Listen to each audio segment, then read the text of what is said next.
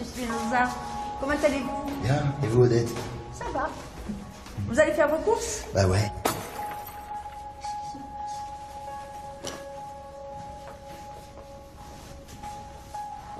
Sandrine? Sandrine? Sandrine?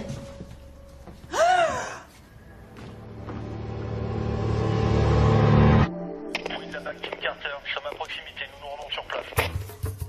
Sarah, t'es à la bourre. C'est papa, j'y vais, bonne journée. Ouais, attends.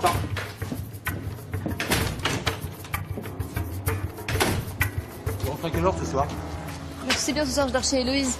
Et demain, je vais direct chez mamie. Et j'enchaîne sur la semaine chez maman. Salut les mecs. Salut chérie. Héloïse, c'est la gothique avec le piercing? Non, l'anorexique avec les scarifications. Je préfère ça. Bon ben, la semaine prochaine alors.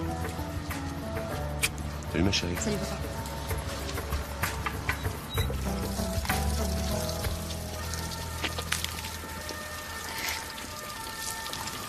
Bien sûr. Un flic qui se lave les dents dans une fontaine municipale, tout est normal. Capitaine Briard. Pas mal le trench. Excusez-moi, les affaires reprennent. Oui Stéphanie. Shérif, on a une femme morte, plaie par balle, plein torse. Et elle a un tissu sur le visage avec un clown qui sourit.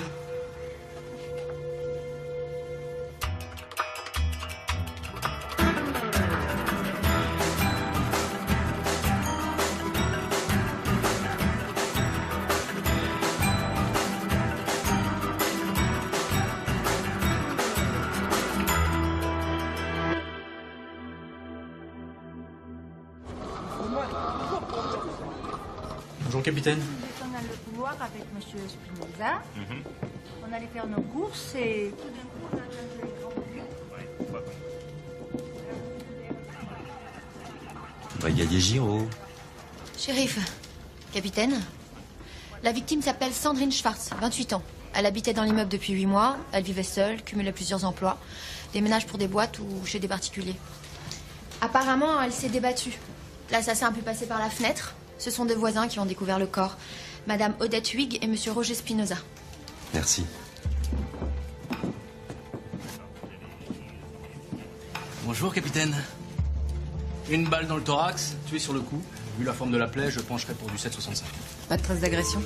La victime a des marques au niveau des bras, mais il faudra attendre l'autopsie pour en savoir plus. Je crois pas qu'il y ait eu d'agression sexuelle. Elle venait de prendre une douche, ça va pas simplifier nos recherches. Mais bon, je vous apporterai mes conclusions personnellement. Voyez ce que vous pouvez en tirer. Et vous me faites un relevé complet des empreintes dans l'appartement. Le vol n'est pas le mobile du crime. Tout est encore à sa place. Même le téléphone portable. Teddy, Ouais. tu me fais les appels entrants et sortants sur un mois, s'il te plaît. Ok. Opale de Louise Chancel, la dernière collection. Ça dépend un peu pute quand même. Effectivement, très subtil, votre copain. Elle avait plutôt les moyens. Ça coûte cher. C'est curieux. Elle payait son loyer à la semaine. Pas le signe d'un compte bancaire fourni. Peut-être des cadeaux d'un petit ami. Aucune trace d'effraction. Elle a laissé entrer son meurtrier. Bon, récapitulons. Elle est dans la salle de bain. Quelqu'un frappe à la porte. Elle enfile un peignoir, ouvre. Elle laisse entrer son meurtrier. Ça dégénère, il lutte. Elle est mortellement touchée. Alors pourquoi ce visage de clown? Puis personne n'a entendu la détonation? Pour le clown, aucune idée. Mais il y a un truc. Elle a laissé entrer son agresseur, mais elle avait peur de quelqu'un. Elle avait peur de quelqu'un. Elle a laissé un mot. C'est tout comme le verrou supplémentaire sur la porte d'entrée. Aucune trace de rayure de clé autour de la serrure. Il vient d'être installé, elle avait peur de quelqu'un.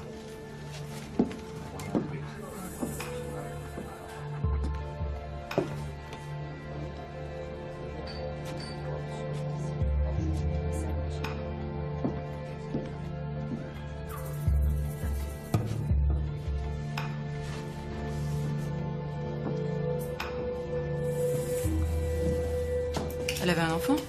Non, rien ne laisse penser qu'un enfant habite ici.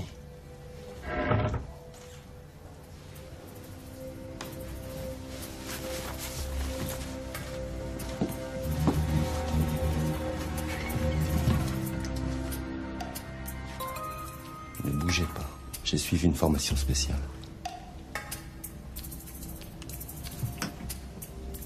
Ok.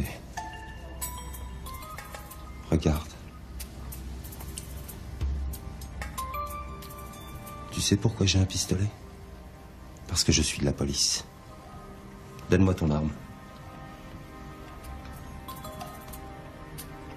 Très bien.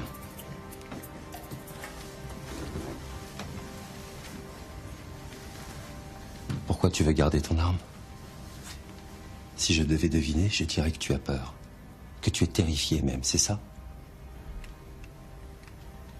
Regarde-moi.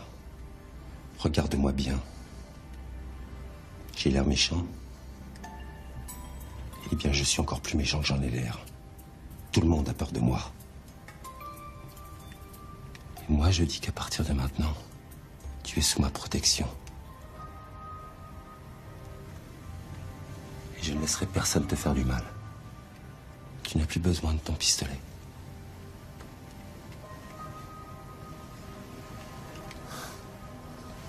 Comment tu t'appelles?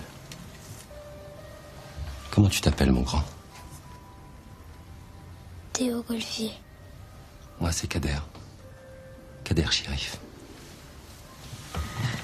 Oh, c'est bien, mon grand. C'est fini. C'était quoi votre formation exactement?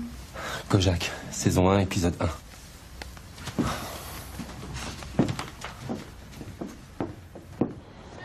Maman, quand elle commence tôt à l'hôpital, elle me dépose chez Sandrine. D'accord. Et tu as entendu un bruit? C'était Sandrine. Elle criait après quelqu'un. Et puis j'ai entendu un gros boum. Comme un coup de feu?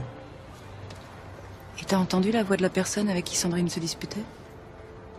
J'ai eu peur, alors je me suis cachée dans l'armoire. J'ai attendu, et puis je suis sortie. Sandrine était par terre, et elle ne bougeait plus. Alors je lui ai mis mon doudou sur la tête. Ton doudou, avec le clown? Moi, ça m'aide quand j'ai peur. J'ai entendu du bruit. Alors j'ai pris le pistolet. Et puis je suis retournée me cacher. C'est bien. Tu as été très courageux, mon grand.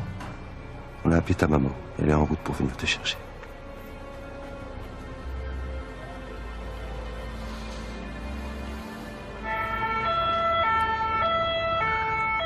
Il a eu beaucoup de chance. Le meurtrier l'aurait tué s'il l'avait découvert. Entrez! Ton Browning, c'est bien l'arme qui a servi à tuer Sandrine Schwartz, mais on n'a trouvé aucune empreinte exploitable. Et sur le chargeur? Rien sur les balles et rien sur le chargeur. À démonter l'arme. C'est une arme de collection. Bien entretenue, huilée comme il faut. Si vous devez trouver des empreintes de son propriétaire, ça sera à l'intérieur, dans le bloc culasse ou dans la carcasse. Vous pouvez aussi essayer la face interne de l'arrêtoire. 2 fois championne de tir, vous vous souvenez? Ok, je m'en occupe dès que je peux. Et on parle d'un homicide, là. Oui, je sais, c'est moi qui m'occupe des dossiers de toute la région. Sloan, agent très spécial. Robert Conrad dans l'agent secret, 1980. Avec le black et sa main en fer? Ça fait des années que je cherche ce truc. Ouais, mais de toute façon, t'as pas de temps. Mais quand on aura un petit peu... Bon, t'as tes résultats dans la journée. Donne. Le reste à la livraison. Merci, shérif.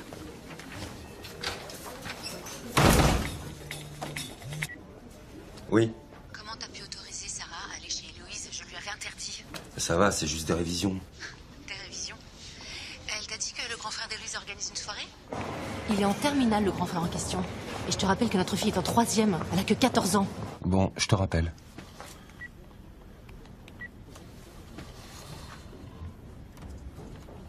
Sarah, c'est papa. Il faut que je te parle de ta soirée révision. Alors, tu finis aujourd'hui à 12h30. Sois au bureau à 13h, s'il te plaît. À tout à l'heure. Quoi? Rien du tout.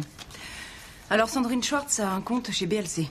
Il a été ouvert il y a 4 mois. Elle touche 849 € de salaire d'une société de ménage. Insuffisant pour payer tout ce qu'elle doit payer. Elle est dans le rouge tous les mois. Triste, mais courant. Ce qui l'est moins, c'est qu'elle a un 2e compte. Elle ne retire rien, mais elle touche un virement mensuel de 2072 € chaque fin de mois. Il y a plus de 20 000 € sur ce compte-là. Attendez, on parle bien de la même personne. La femme qui est obligée de payer son loyer en plusieurs fois. Les 2000 €, ils venaient d'où? Le journal Le Progrès. Elle était journaliste, elle menait une double vie. J'en reviens pas. Oui, Sandrine était journaliste chez nous. Je lui ai encore parlé la semaine dernière. C'était vraiment une fille sympa. Ça va être un choc pour tous ceux qui l'appréciaient. Elle ne venait plus travailler? Si. Mais il y a un an, elle m'a soumis une idée très ambitieuse. Elle voulait enquêter sur les emplois précaires. Surtout ces gens qui n'arrivent pas à joindre les deux bouts. Et qui finissent par gonfler les statistiques du chômage. Le but, c'était de raconter de l'intérieur la vie de ces personnes à Lyon. Et son travail devait être publié sous forme de feuilleton. Et c'est pour ça qu'elle habitait cette barre de Montsouis et qu'elle faisait des ménages? Oui, elle était en immersion. Elle avait vraiment la conviction et le courage pour faire ce job. Elle avait vraiment beaucoup de talent, vous savez.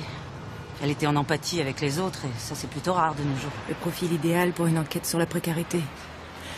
Bon, écoutez, des policiers vont venir auditionner ses collègues, et nous avons besoin des textes qu'elle vous a remis depuis le début. Bien sûr.